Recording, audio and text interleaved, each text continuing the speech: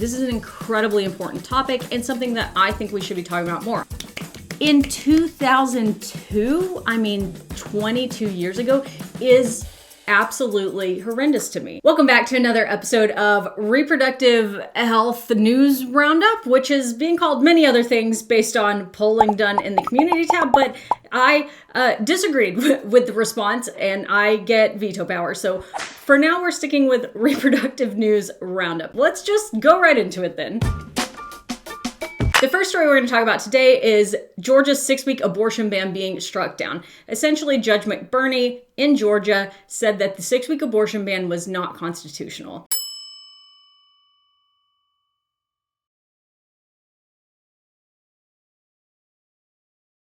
This ban being overturned essentially allows people in Georgia for now to have access to termination up until 22 weeks. This will almost certainly make its way all the way to the Supreme Court eventually, and we should all be curious, to say the least, how that will end up given the current makeup of the Supreme Court of the United States. So stay tuned for that. This is a really important article and discussion point for Reproductive News Roundup this week because it comes at a really poignant time with ProPublica recently publishing the story of Candy Miller and Amber Thurman, two mothers who, by the inquest from the Maternal Mortality Review Committee in Georgia, would probably be alive today if it were not for these bans having been in place when they lost their lives. I will have a full video about both of them coming out hopefully soon, but I want to make it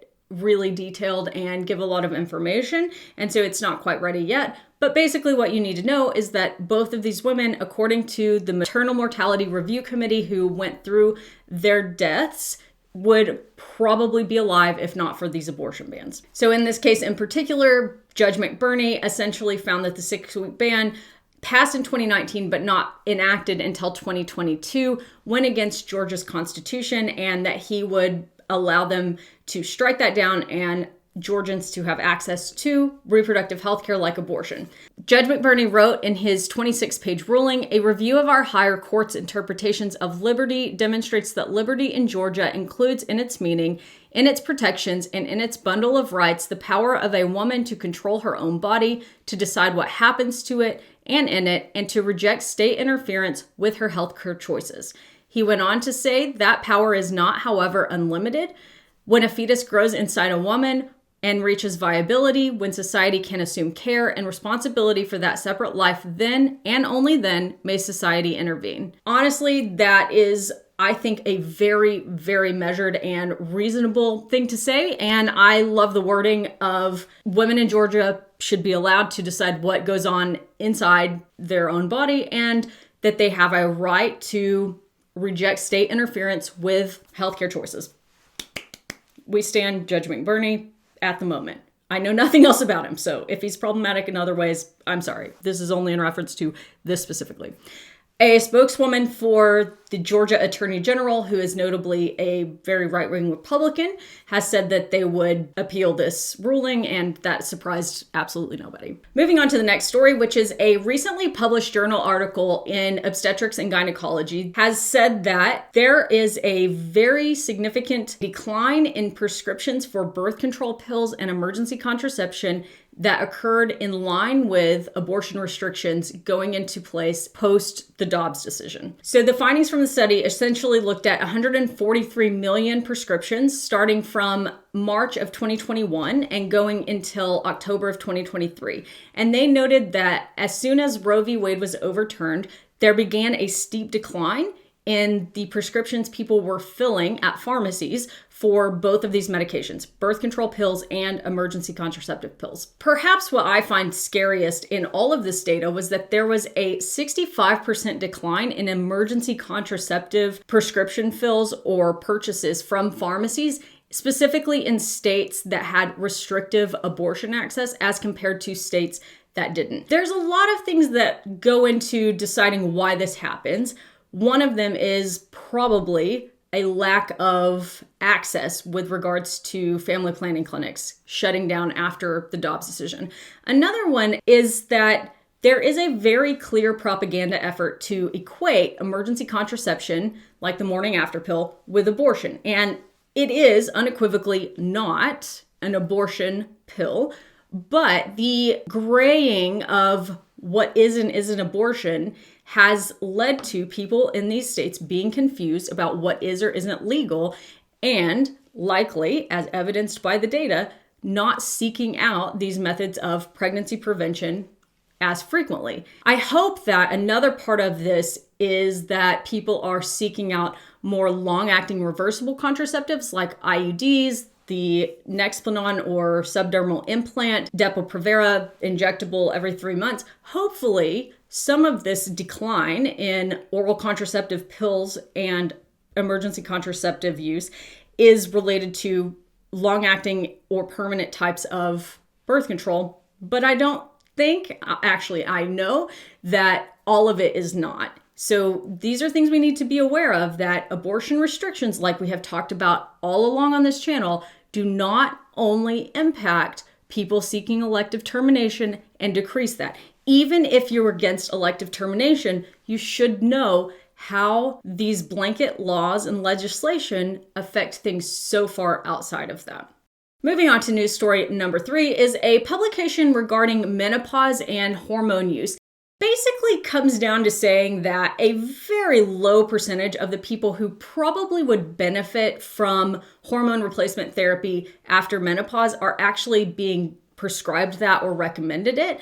Now, obviously, anytime you're talking about hormone replacement, there's going to be pros and cons, but less than 4% of Americans aged 50 to 59 are using hormone replacement therapy, and that is way less than the number that I would imagine, if you had ability to guess, would benefit from it and would fall into a category where the benefit was far outweighing the risk. Why is this? A lot of this has to do probably with the Women's Health Initiative, which is a study that came out a really long time ago. I think 2002 is when it was published. And honestly, that could probably be a video in and of itself. But that study led to both a lot of confusion and a lot of misinformation for not only physicians and advanced practice providers who prescribe menopausal hormone replacement therapy, but also for the general public, because the media really picked it up and ran with it and presented it in a way that was not quite accurate. This is really awful in and of itself, but when you pair it with the lack of adequate training that I want to say maybe it's not most, a lot of OB-GYNs and family practice doctors get, creates this sense that it's riskier than it's worth, which is in some cases true, but in a lot of cases not. So this was an important topic for me to cover here, not only because it's important in my field, but because less than 4% of people getting a medication that likely would benefit them more than it harmed them, and that they would have a better quality of life and might be interested in using, based on misinformation that was propagated from a study that was done in 2002, 22 years ago, is absolutely horrendous to me. The state of misinformation and media fear-mongering and how it affects specifically, to a greater degree, I think, people who are women or AFAB is something we have to be talking about more. So that's why I thought this was a news article that would be important to cover. Moving on to the next story is an article from KFF News, which is talking about an increase in the incidence of hypertension or high blood pressure in pregnancy. Now, this article starts by going through the story of Sarah, who was a pregnant person who showed up at the ED, had a lot of symptoms, was sent home. Eventually, you can read the article if you want, we'll link it in the description below, came back having had a seizure and a stroke while pregnant outside of the hospital due to preeclampsia that had then advanced to eclampsia. Preeclampsia is a condition of pregnancy that causes high blood pressures and oftentimes protein in the urine. It can also advance to eclampsia, which is seizures associated with hypertension or high blood pressure and protein in the urine. Now, there are many other things that can come along with that, but one of the risks is stroke. That's a risk of hypertension in general. Sadly, Sarah died in 2018, and I wanted to talk about this story because this KFF News article is exactly right. We're seeing hypertension rates rise in pregnancy, meaning more people have high blood pressure or associated high blood pressure conditions in pregnancy, and Hypertension in pregnancy is the second leading cause of maternal mortality worldwide, meaning if you remove violence and mental health related things. So if we're not talking about homicide or suicide, aside from obstetric hemorrhage, bleeding in pregnancy from many causes that can cause that, high blood pressure in pregnancy is the next leading cause of death. This is an incredibly important topic and something that I think we should be talking about more. I'm currently working on a video about labor and birth complications that will go through this a little bit as well. There's a whole lot of things that go into this, things that could be related to the rise, and I think it's good that news articles are starting to touch on it a little bit. Karen, my production manager, put in these notes that she would like me to answer why people's blood pressure goes up in pregnancy. The answer to that actually is that most people's doesn't. So if you don't have a pathological or abnormal condition of pregnancy, your blood pressure actually decreases in pregnancy from the start of pregnancy up until about 28 weeks. And that's when you kind of see the low point. After that, it starts to be on the rise again. The reason for that is that you have an increase in your cardiac output, meaning your body has more blood, about 50% more than you have when you aren't pregnant. And it has lower systemic vascular resistance. SVR, or systemic vascular resistance, is essentially like if you imagine a water hose and there's water coming through it and you put your hand on it, the pressure that is there is going to increase. So there's more pressure where the water's trying to go, which creates more pressure in the system. Imagine your body is the hand in that scenario, and the pipe of your heart and vessels is where you're seeing the pressures change.